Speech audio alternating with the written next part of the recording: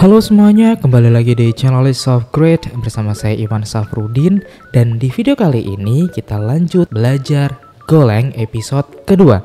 Sebelumnya kita sudah belajar membuat hello di sini untuk ngeprint hello, lalu mengeprint waktu, dan juga kita sudah membuat function, yaitu di sini ada jumlah dan juga kurang. Selanjutnya kita akan belajar lagi untuk di episode kedua kali ini kita akan melanjutkan turnya. Sebelumnya kita sudah belajar ini ya, function add atau jumlah. Lalu kita udah modifikasi menambahkan function baru yaitu function pengurangan. Oke, selanjutnya di materi selanjutnya ini kita diberitahu bahwa untuk membuat variabel itu kita bisa menyingkatnya yang awalnya x, in, y integer. Ini karena dua-duanya sama-sama integer, maka bisa disingkat seperti ini, x, y integer. Nah, ini penjelasannya ada di sini.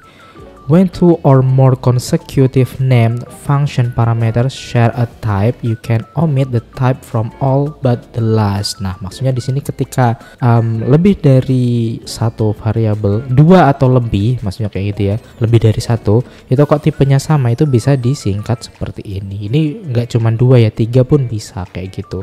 Maka functionnya itu bisa seperti ini. Oke, kita langsung praktekkan saja di ini, di function penjumlahan kita ya. Di sini ada jumlah, ada kurang. Walaupun judulnya penjumlahan, tapi nggak apa-apa, namanya juga belajar ya kan. Oke, di sini kita lanjut saja. Untuk yang belum mengikuti ini bisa dicek di video belajar Golang di episode 1. Oke, kalian udah ada jumlah dan kurang, selanjutnya kita akan melakukan perkalian aja kayak gitu kan. Function kali. Di sini kita bisa masukkan i, j integer kayak gini. Lalu outputnya adalah integer. Di sini kita bisa melakukan kayak gini ya, return i kali j kayak gini. Nah, di sini kita bisa memasukkan fmt print line hasil. Astagfirullah, ini lupa, harusnya kemarin itu pengurangan ya, sorry teman-teman. Oke, hasil perkalian dari 5 dikali 3 adalah kayak gini ya. Nah, kali di sini kita bisa masukkan 5,3 kayak gini. Maka hasilnya nanti 15. Oke, langsung saja kita save dulu lalu kita jalankan. Saya akan membuka terminal untuk menjalankan script ini. Gimana kemarin? Yaps, kita bisa menjalankan dengan perintah go run penjumlahan.go. Kita enter. Yaps, hasilnya sesuai ya. Dari 5 kali 3 adalah 15. Oke, jadi kita bisa menuliskan dengan dua tipe data yang sama itu seperti ini. Oke, lanjut ke next step, yaitu nah di sini ada penjelasan multiple results. A function can return any number of results. The swap function returns two strings. Jadi sebuah fungsi itu bisa memberikan return beberapa angka. Nah, jadi gak cuma satu, misalkan kayak gini, function swap x, y string. Nah, ini kayak yang tadi sebelumnya ya, bahwa ketika datanya sama, dia bisa disingkat kayak gini, x dan y itu tipenya string.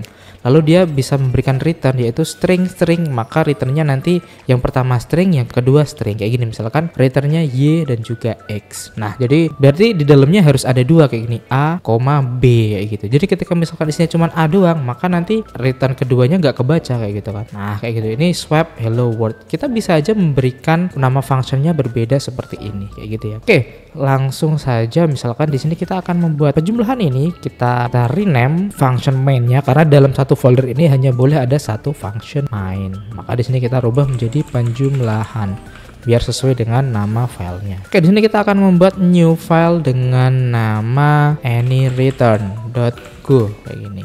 Nah, kita akan membuat, oke, jangan lupa di atasnya itu selalu ada package main semua ya. Oke, di sini kita akan membuat ini package main. Terus di sini kita import fmt karena kita nanti memberikan perintah print untuk mencetak. Nah, sama kayak gini. Di sini kenapa masih error? Karena kita belum memakainya. Imported and not used kayak gitu. Oke, langsung saja di sini kita akan membuat function, misalkan kita akan membuat function untuk hobi misalkan. Nah, orang kan hobinya beda-beda nih. Kita ketik aja kayak gini. Hobi di sini adalah tipenya string ya. Hobi 1, hobi 2 tipenya adalah string. Nah, returnnya nanti otomatis juga kita kasih 2 kayak gitu. Oke, selanjutnya adalah di sini kita bisa memberikan return dua-duanya. Return hobi 1, hobi 2 kayak gini. Terus di sini kita akan melakukan kebiasaan di JavaScript sama PHP ya. Function main my first hobby, terus my second hobby. Hobby itu B-nya 2 kayaknya, kayak gini. Oke.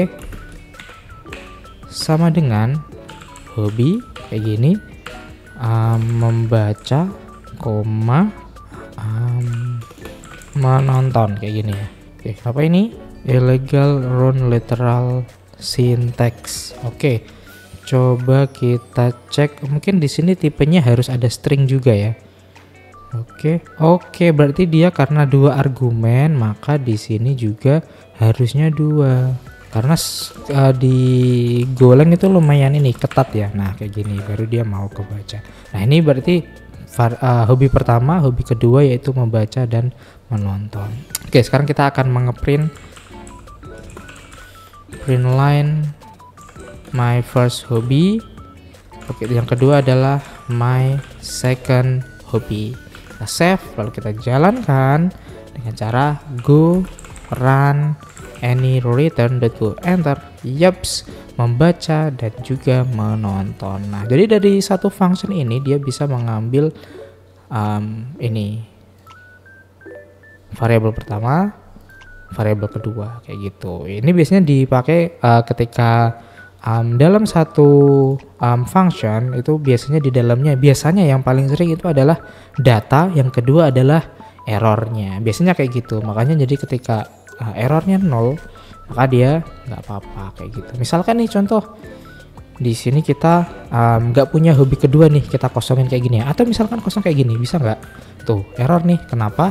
Karena argumen kedua itu harus punya string, not enough argument kayak gitu ya. Jadi yang kedua adalah kosong misalkan kayak gini. Maka kita bisa memberikan kondisi if my second hobby sama dengan nil, maka lmt print ln kurang t, hobi saya hanya 1 yaitu my first hobby. Oke, nil kok gak bisa ini. Kayak gini gimana? Oh, string itu kosong kayak gini. So sama dengan kayak gini. Oke, else kita copy aja di sini kayak gini. Hobi saya 2. Yaitu pertama ini.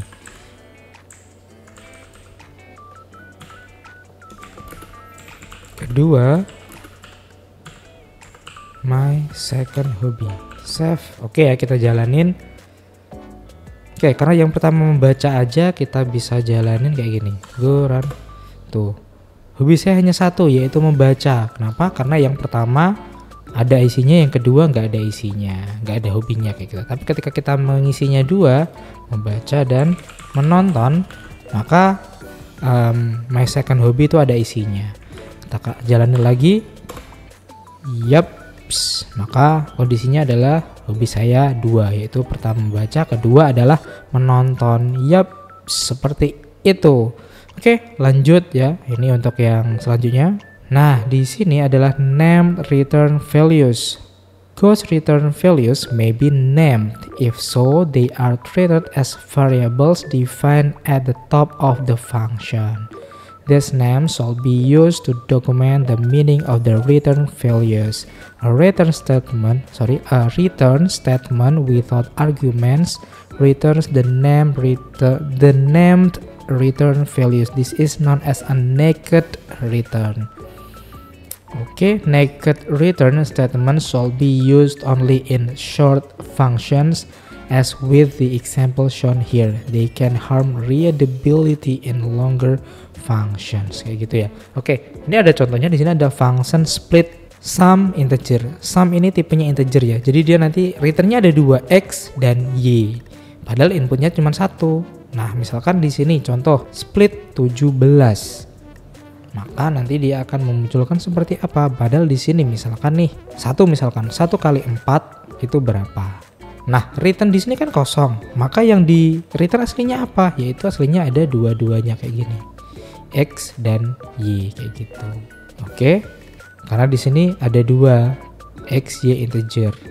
Jadi dia returnnya itu bisa langsung dua-duanya kayak gini. Beda dengan yang sebelumnya kan dia ada return Y dan X. Tapi di sini dia diproses dulu X seperti apa, Y seperti apa, barulah di return. Nanti returnnya juga ada 2. Oke, kita coba aja mungkin ya di sini ya. Oke, any return kita rename dulu, any return, terus kita save, kita bikin baru yaitu dengan nama naked return.go kayak gini ya. Oke, seperti biasa package main dan juga kita import fmt. Terus kita functions main. Tapi di sini kita bikin function terlebih dahulu yaitu functionnya split.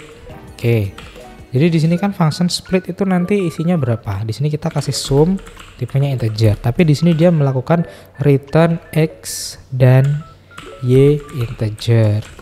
Gini ya, tuh kan. Nah, di sini X sama dengan sum dikali 4 dibagi 9. Wah, ribet banget. Jadi X ini yang akan dikembalikan. X itu harusnya tipenya integer. Ini wajib integer. Jadi misalkan, oke, nanti kita jelasin deh. Jadi untuk yang Y itu sum dikurangi X, terus kita melakukan yang namanya return. Nah, return di sini itu akan menjadi sebuah jawaban. Oke, fmt titik print line di sini akan melakukan split 17. Oke, kita tebak ya. 17 kan di sini nih. Nah, maka X itu 17 dikali 4. 17 kali 4 itu berapa? Dibagilah 9. Nah, maka keluarnya hasilnya ini. Dan 17 dikurangi hasilnya ini, itu nanti berapa? Nanti munculnya akan ada 2. Berapa dan berapa. Kayak gitu ya. Oke, kita save, lalu kita jalankan. Saya juga penasaran nih. 17 kali 4 itu berapa? Kayak gitu. Atau gini aja, kita ambil sampel dulu ya. Tapi nanti hasilnya kecil. Misalkan di sini kita isi 2. Nah, jadi 2 dikali 4 itu kan 8. 8 bagi 9 gak bisa dong. Nah, misalkan di sini kita ganti menjadi ya udah deh 17 aja gak apa-apa. Karena yang nanti hasilnya lucu. Oke, langsung ya di sini kita akan menjalankan go run naked return enter. Hasilnya 7 dan 10. Jadi 17 dikali 4 dibagi 9 itu hasilnya adalah 7. Dan 17 dikurangi 10 17 dikurangi 7 hasilnya adalah 10 ya, seperti itu. Wah, ternyata di Golang lumayan keren juga ya, dia bisa melakukan hal-hal seperti ini yang saya baru menemukan ini ya. Di bahasa programan lain saya sepertinya belum pernah menemukan hal-hal seperti ini. Oke, mungkin untuk episode 2 ini cukup segini aja ya, biar nggak kepanjangan, nggak kelamaan, dan kalian juga nggak bosan. Oke, mungkin kalian bisa mengeksplor lagi 3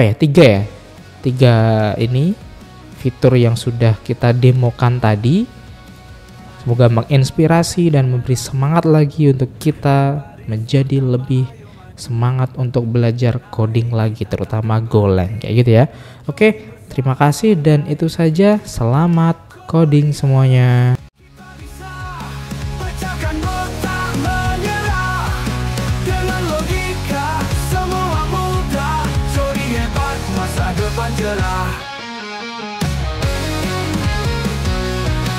Berpikir seru, belajar asyik. HTML, perintah kata letih. Komputer kita jadi medan tempur. Kita programmer takkan mundur. Code Warriors, kita bisa.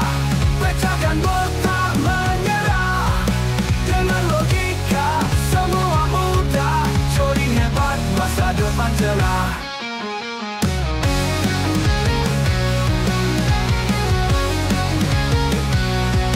Terbukti seru, belajar asyik.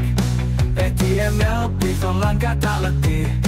Komputer kita jadi medan tempur. Kita programmer takkan mundur. Glorious, kita bisa pecahkan botak menyerah. Dengan logika semua mudah. Coding hebat, masa depan cerah. Error, tak takut, itu biasa. Coba lagi, kita pasti bisa. Coding bukan soal cepat selesai. Ini perjalanan menuju yang hebat. Glorious, kita bisa pecahkan botak menyerah. Dengan logika semua mudah. Coding hebat, masa depan cerah. Keyboard kita